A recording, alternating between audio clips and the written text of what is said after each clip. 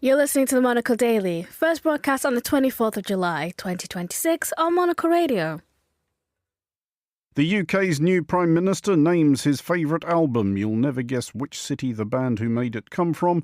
Will 50,000 satellite mirrors incinerate human civilization? And why we're about to find out. And the week the world turned Spanish. I'm Andrew Mueller. The Monocle Daily starts now.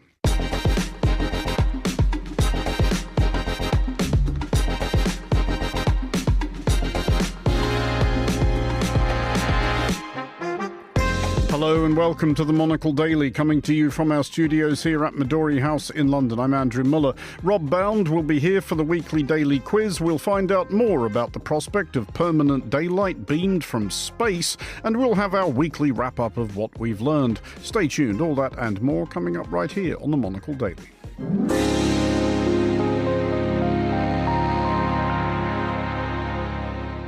You're listening to the Monocle Daily. I'm Andrew Mueller. It is Friday. Wahoo. And so, as is customary, it is time for the daily weekly quiz, or the weekly daily quiz, whichever of those two it is. I should write it down. I can never remember. And I am joined, as usual, by my fellow contributing editor, i.e. holder of meaningless vanity ego-stroking title, Rob Bound. I've got my patent leather shoes on. I'm ready to hear the theme tune, Andrew. Okay.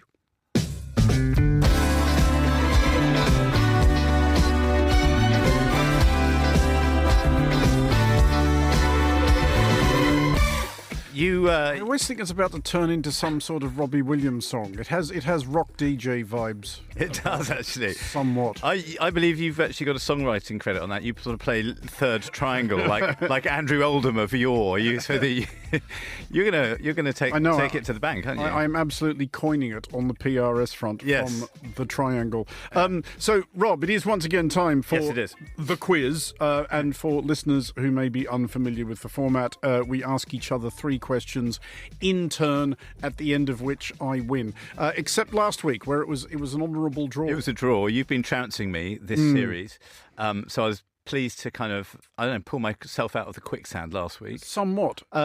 Let's assume you've won the toss. Do you want to go first, answer or question? Up to you. Shall I question first? Go ahead. Okay.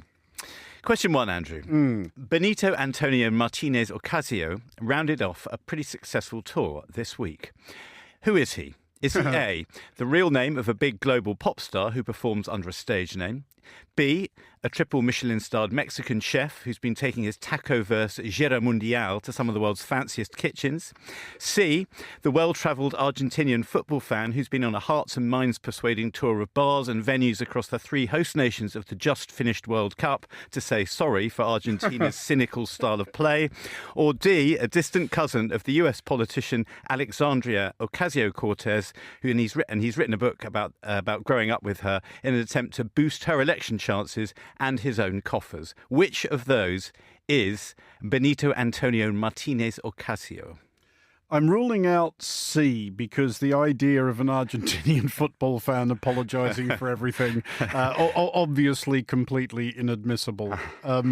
Does AOC have a grifting distant relative who is trying to make money off an extremely distant association?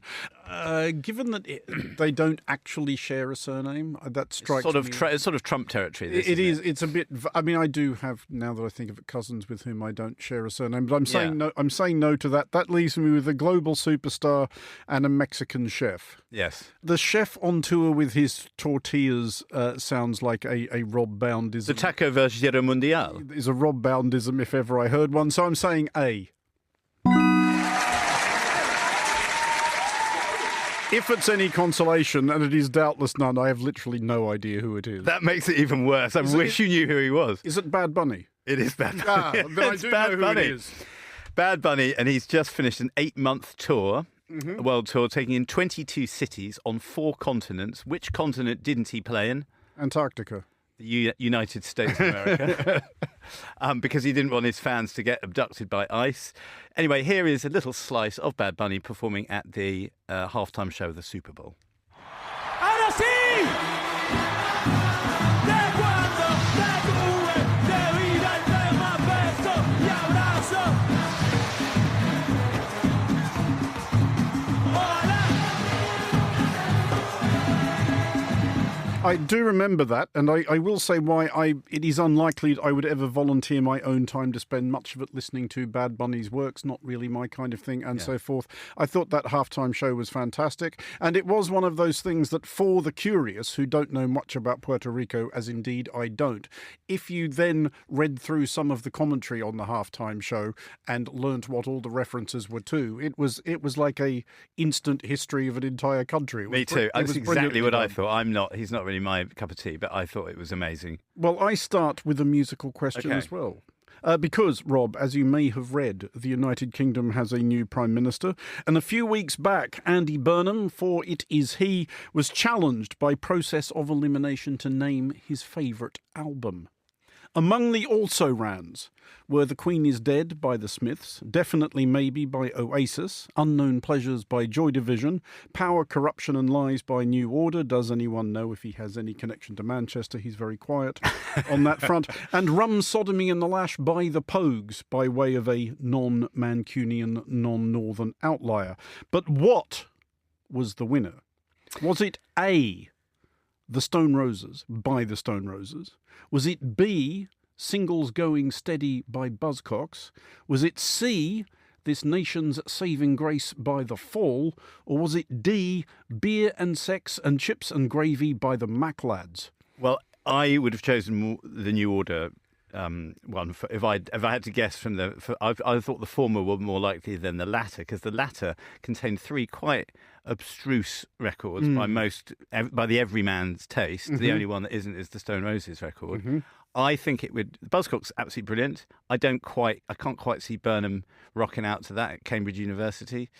The Fall are slightly too mad and left field and I don't know, too fibrous. They're going to stick in it. The voters' craw, I'd have thought. And who's the other one? The Manc Lads. The Mac Lads. From Macclesfield rather than Manchester. I think it would be. I'm going to go for the Stone Roses. I think it's the white bread choice. I think it suits Andy Burnham. Lovely question, Andrew. Thank you. Are you ready for question 2? I've never been more ready. Okay. Not for the first time, US AI giants Anthropic and OpenAI were recently challenged by a nifty, nimble and cheap new model from a Chinese firm, in this case, Moonshot AI. This new upstart model shares its name with a current Formula One driver. Is it called A, Max, B, Oscar, C, Kimi, or D, Lando? I'm going to nix Max, and Max is partly because I'm sure there must be some sort of AI thing already called Max, partly because that's one of the more obvious European names. Oscar, I'm binning for the same reason, so that brings us down to Kimi and Lando. Kimi or Lando, yeah. If your reasoning is correct, yeah. They all could be either, right? They could all be made-up names. They could all be AI names. They could all be make of Hoover, right? They could be the Lando Hoover. I'm saying Lando. Was I even on the dartboard? Was it? You Kimi? are on the dartboard. Was it Kimi? It was Kimi. Full name, the Moonshot's AI that was been challenging models from Anthropic and OpenAI this week. Its full name is Kimi K3. It's an open weight AI, Andrew, which I won't need to tell you means it can be plugged into a company's tech stack easier than some of the larger models and for less money. And it is helping Moonshot AI towards a $50 billion valuation on the Hong Kong Stock Exchange. It's Kimi K3, the fastest AI in the East. Do we know if it is actually named in honour of any Formula One driver in particular? I don't know. I mean, Kimi, the current Kimi Antonelli was presumably named after Kimi Räikkönen. If he'd come into Formula One 2 seasons earlier, he'd been racing against the man he was named for, which shows you the rate of knots at which these people are sort of chucked into a sport, right? There's bananas. Yeah, on that terrifying thought, yes. Let's move on to my second question. Okay. Which is this. Yeah. The burgers of the Austrian village of Braunau am Inn I don't like my burgers without an H. Yeah. have recently refurbished and repurposed the building at Salzburger Vorstadt 15 in the hope of further dissociating it from the child born there in 1889. And before you leap towards your buzzer, yes, it was obviously Adolf Hitler. That is not the question. It is hoped that the building's new designation will deter neo-Nazi weirdos from visiting. So what is the building going to be? Will it be A, a library, B, a discotheque, C, a police station, or D, a vegan restaurant? To do a small amount of reasoning, I love the idea that it might be a library, the head of the party that burnt books, Fahrenheit 451, all that kind of stuff. It would be wonderful if it was a library. Libraries also can be stocked with the worst type of books, but we are benign towards libraries, aren't we? Yep. I'd love it to be a disco, as in terms of, Andrew, shall I see you down Hitler's at 9 p.m? Who are you bringing with you? Yep. What was C, sorry? Police station. Police station would be slightly too official and officious, possibly, and a vegan restaurant. We know Hitler was a vegetarian, and we might think that vegans possibly occasionally might have a little bit of a heavy-handed attitude towards things. I'm going to go with A, it's a library. It is, in fact, going to be a police station. Okay. If you need them to come out, you dial 999. I worked on that all afternoon. No, there has been, Rob, there has been a certain amount of harumphing in the village about associations with the authority of the state and the obvious. But I think their reasoning is that if people are determined to turn up in Braunau in making jackasses of themselves, they are less likely perhaps to do it in front of the cop shop. Yeah. So where are we now? Is it one each? We're at one yes, all. it is one each. all. Yeah. So in which case, hit me with your third and final. Okay. Last week, the emo band My Chemical Romance sold out the 90,000 capacity Wembley Stadium for 3 successive nights to celebrate the 20th anniversary of their album The Black Parade, and presumably the fact that a band that broke up in 2013 can be so commercially viable in this Gen Z era of feels, Andrew. Which one of the following is not a song title from that album? A, Dead! Exclamation mark. B, Cancer. C, The End. Or D, Why? Question mark. I was never a big, can I shock you, Rob, My Chemical Romance fan on the grounds. We're leaning into the sort of thing they might write. Yeah, on the grounds that I am not a mascara-smeared 15-year-old who thinks everything's just not fair. But you're when people write in for a signed photo, that's the one you send out. And I think that's crass and wrong of you to be currying favour with the younger generation. So I am going to have to reason my way to this. The first one was Dead! Exclamation mark. Yeah, or as I like to call it, Dead! That would be genuinely funny, and I'm not sure that's their thing. A song called Cancer might be a bit on the nose even for your mascara-smeared emo group. The End, of course, is a song by The Doors, one of the 3 or 4 worst bands of all time. Why? One of these days I'm going to actually write this down every time you say that. And it's true. We're going to run through it here one day. It is absolutely true. They are certainly one of the 3 or 4 worst bands of all time. Why? I think it might be Why.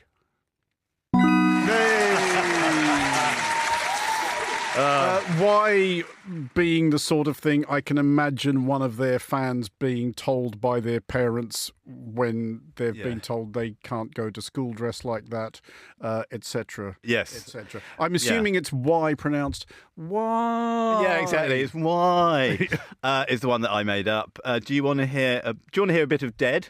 Yeah. Okay. And if your heart stops beating, I'll be here wondering, did you get what you deserve?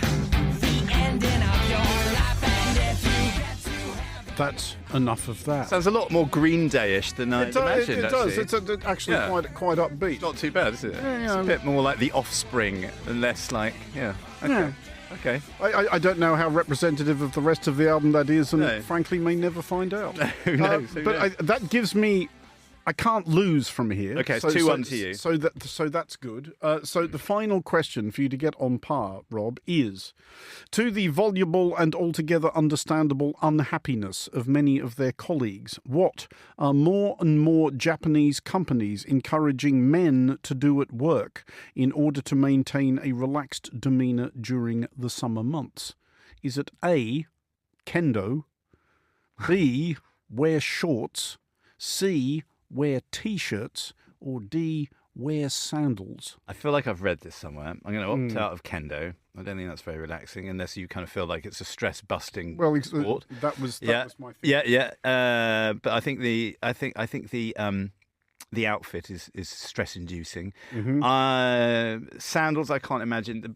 The Japanese love their, obviously, their smartness. They love their black footwear, their polished footwear, both sexes. So I don't think it's that. I think I'm going with. It's very tough to wear a jacket over shorts. I'm going with T-shirts.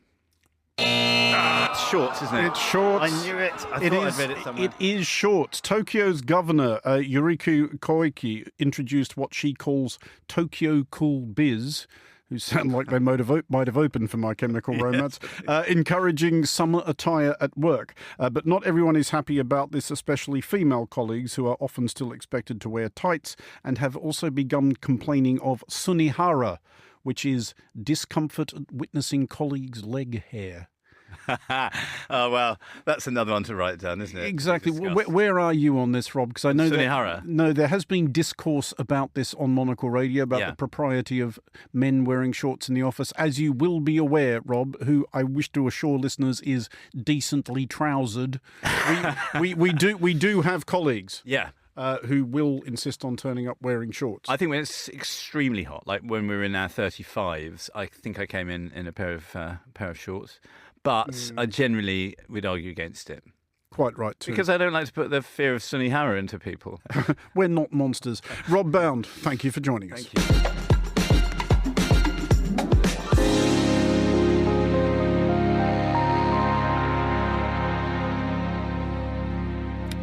This is The Daily on Monocle Radio. Now, since the beginning of time, as someone once said, man has yearned to destroy the sun. A variation on that dream may be approaching fruition. The United States, which seems increasingly to have replaced its national motto of E pluribus unum with sure, why not, what could possibly go wrong, has approved the launch of a satellite mirror, the purpose of which is to direct sunlight. It is called Earendil 1, after the J.R.R. Tolkien character. Nerds. And it is the work of Californian startup Reflect Orbital, which hopes to put 50,000 such craft into orbit by 2035.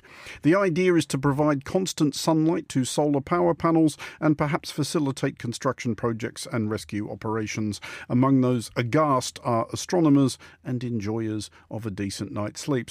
Sleep. I'm joined with more by Tira Shubart, journalist and fellow of the Royal Astronomical Society. Tira, welcome back to the Daily. First of all, before we get into how insane this may or may not be, do we understand basically how this is going to work? Yes, I can tell you. This is going to be launched later this year, the first of Reflect orbits, reflecting orbital satellites, and it will go up into low Earth orbit. That means it'll be placed somewhere around the Earth, somewhere between 160 kilometers and 2,000 kilometers above the planet. And it will unfurl itself into a size of about 60 feet, that's about 18 meters. And it will be going pole to pole in geosynchronous orbit with the sun. That means it will go over the same parts of the Earth at the same time every day. And it will be able to be directed down to, as you were saying, and as they say in their prospectus, to help search and rescue operations, and also to light up streets so that they're safe from crime, and to make crops grow faster and stronger. I'm quoting from their website. This is presumably not a cheap or easy thing to do. I mean, there is clearly money and considerable expertise has gone into this. So why do they think this is worth doing? Well, they say that they are pushing it as more clean tech that will help phase out fossil fuel on Earth by reflecting the sun, and it will reflect at the power of this light will be, they say, four times the power of bright, full moonlight. But whether or not, I mean, if we look at what's happening right now with global warming and crops are kind of withering and a bit too dry, do we really want them? Will more light make them stronger and grow faster? I don't know, but this is what they claim, but there's many arguments against this. Well, let's get into a few of those because, as I said in the introduction, among those very much unimpressed by this are astronomers, and I don't think you need to be too bright to be able to figure out why. But aren't astronomers basically unhappy about anything that gets launched into space and pretty much any street light that gets switched on Earth? Because all of this makes their job more difficult. Light pollution is a big problem both on Earth and in space. But in space, you have these mega constellations. You have all of the tens of thousands of Starlinks. You have the OneWeb mega constellations. These are all communication satellites. Amazon is about to launch mega constellations. And the Chinese, who are launching a lot, are going to be launching 2 sets of mega constellations. So these appear sometimes in a sort of string, and astronomers are furious at this because we're at a point when we can build these incredibly powerful and fantastic telescopes that look up into space, and yet what we're catching, if you look at some of the photos, is these mega constellations. However, they are starting to do something to help the light pollution that they cause. They're putting visors on their constellations, and so that the satellites don't reflect as much, and they're painting the little satellite cubes with non-reflective paint. Are there other potential hazards possibly attached to this? Because listeners, I'm sure by now, will be thinking that this reminds them of possibly more than one overcooked James Bond or adjacent film they might have seen in which some or other evil genius launches some sort of power source into orbit and dominates the world therewith. You're bringing back memories of Moonraker. That's the one. Moonraker, which created one of the arch villains created something that swallowed up a bad satellite, swallowed up a good satellite. Well, I think some of the Bond fans would wish that Moonraker's bad satellite would come along and eat some of these up. But there's 2 more big problems. There's besides the light pollution for astronomers, there's light pollution on Earth. When these satellites reflect down on Earth, as they claim they're going to do, it's going to create a pattern that upsets insect life. Now, insect life is already diminishing at a very rapid speed on the planet. We know about that. So that's one big problem. And another one is polluting Earth's atmosphere. Now, you grew up in Australia, and I'm sure you remember the problem with the ozone layer. Now, the more things that are in space, things that go up, come down, and especially if they're in low Earth orbit. And when they come down, they burn up, and they create heavy metals. They burn off with heavy metals that damage the ozone layer. And the ozone layer is what protects us from the harmful UV rays. And you must have grown up with some of the warnings about ozone layer, holes of ozone layer. I think there was a big one over Australia, wasn't there? There was. This was a recurring theme, yes. But is there a wider point we should perhaps be taking away from this about what is still the Wild West aspect of space? Because it does seem weird that a private concern can just decide, we're going to launch 50,000 things into orbit. That's a really good point, because there isn't really any international space law. There's national regulations. For example, this reflect orbital has gotten their permission from the American FCC, the Federal Communications Commission, that allows them, that says, yes, you have a safe rocket, and yes, there's not going to be any horrible things that fall on American citizens. But there's no coordination with the other big space countries.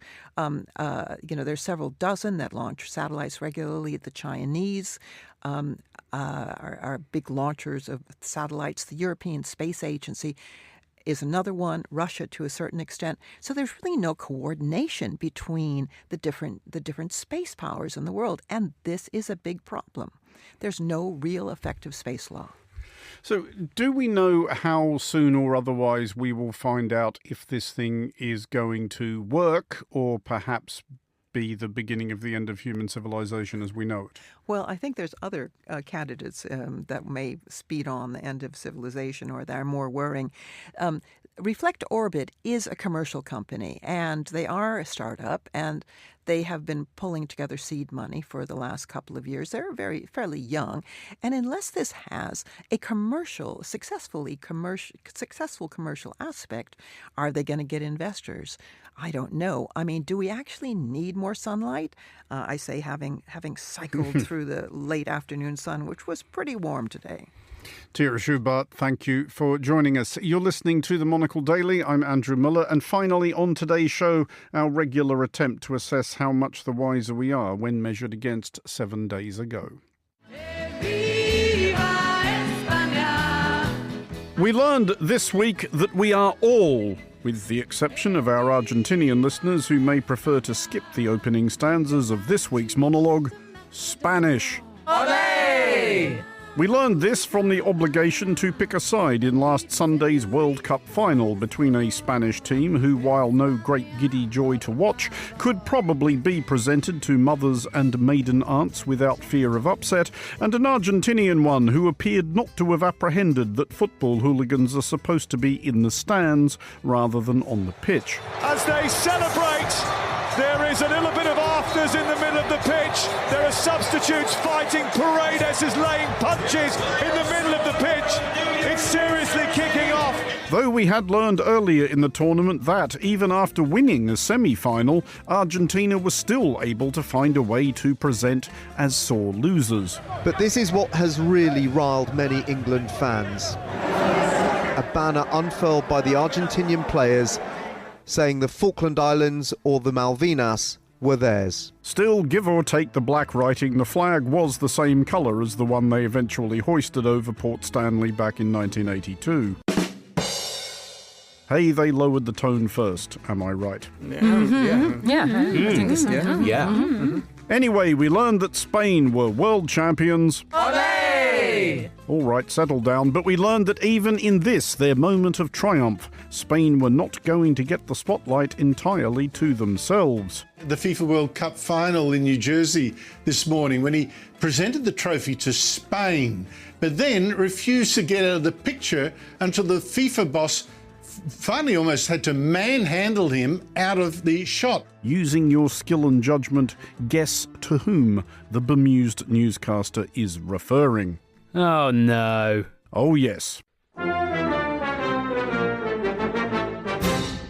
We learned, however, that the presidential interloping was nothing an amount of judicious photoshopping could not fix. FIFA took it upon themselves to do some cropping. Now, thankfully, or unfortunately, from the president's point of view, where he was standing, it was pretty easy to kind of crop him out. And anyway, we sort of inclined towards a sympathetic view of the president's behaviour, as all things considered it must have been nice for him to get some idea of what it feels like to have undertaken an interminable attritional struggle against an unchivalrous opponent and emerged victorious.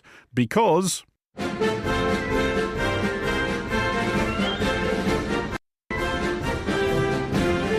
we learned that the other thing was still going obdurately non-well. And that's what this skirmish we have going on. I call it a skirmish. This is with this skirmish we have with the Islamic Republic of Iran. And I call it that because, let me tell you, they're getting hit so hard. And they want to make a deal. We learned that, yes, after 5 months and dozens of claims of victory and or an imminent deal, They want to make a deal. And they want to make a deal so badly. They want to make a deal so badly. I do see a deal in Iran. It's looking very good that we're going to make a deal. This process should go very quickly. We're going to end that war very quickly. Both victory and a deal remained non-imminent, while the human and financial cost to the United States mounted. Do you have a new estimate about what the war has cost us so far in this, the 5th month of the first year of this war in Iran? Senator, the estimate we have as of today is $37.5 billion. But we learned that, grand scheme of things, this was all no big deal. Whatevs. The president has posted a lot, as he always does, but one post has caught a lot of people's attention, where he kind of goes through the numbers of dead service members. Afghanistan war, 20 years, 2,000 dead. Iraq war, 9 years, 4,600 dead, so on. He ends it with Iran military conflict, 4 months, 18 dead. And fair enough, but we learned when we ran some numbers ourselves, and not wishing to put any kind of downer on anybody's Friday, that the first 4 months of the US intervention in Afghanistan cost 21 troops. So maybe let's come back to this in 19 years and 8 months, early in the first term of President Barron Trump, and see how we're tracking. Because we learned that this might yet be with us for a while. You will not answer whether your statement made on the 14th day of the war that Iran's military had been, quote, destroyed and made combat ineffective was a truthful statement to the American people as you sit here and ask for tens of billions more for the conflict. Senator's time has had a historic and effective military campaign against the largest state sponsor of terrorism. Won't answer the question. Senator Peters. More concerningly, we learned that the United States was menaced by enemies within as well as without. Specifically, these guys.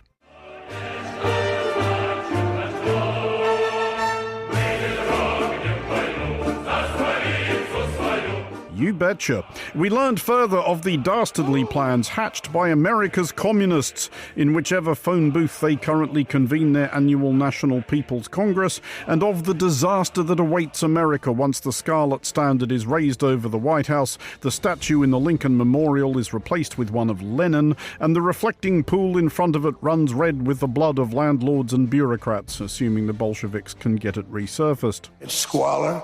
It's poverty. It's death, it's destruction. Sounds bad, but there's worse. You know, the communists want to take it down. They try taking Mount Rushmore down. They want to blow it up. They want to take it down. They shouldn't be up there. We learned, yes, that America's communists, and a big hello to Stan, Ian and Amelia if you're tuning in. Hello! Were plotting to blow up Mount Rushmore, which you would think President Trump would be heartily in favour of, as it can be readily imagined that he would have some firm views on the refurbishment, views which, indeed, he has previously adumbrated. Should Donald Trump's face be carved onto one of America's most famous monuments? He seems to think so. Donald Trump himself has shared AI images of his face on Mount Rushmore. Some of his supporters have called for it too. There is even a bill in front of Congress directing the National Park Service to study whether he could be added. So we learned basically that if some spectacular mishap was to befall Mount Rushmore in the near future, and heaven forfend obviously, the feds might only need to amble a few blocks west from their headquarters on Pennsylvania Avenue in Washington, D.C. to find at least one plausible suspect. But you got to know when to hold up, know when to fold up.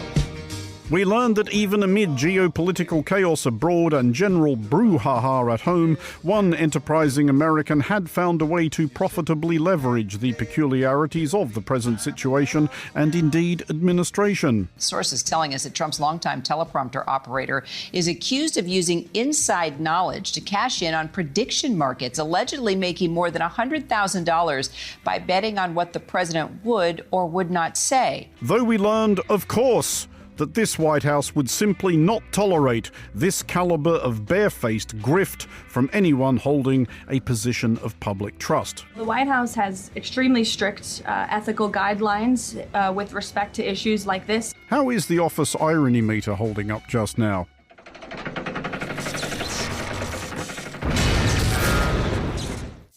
However, here at the weekly What We Learn news review on Monocle Radio, we hold ourselves clearly to a lower moral standard than Donald Trump, and so we're hanging this out there. If any listeners know of a prediction market which will offer odds on words likely to appear in next week's What We Learned news review on Monocle Radio, get in touch. We've got an idea, and we'll cut you in for 20%.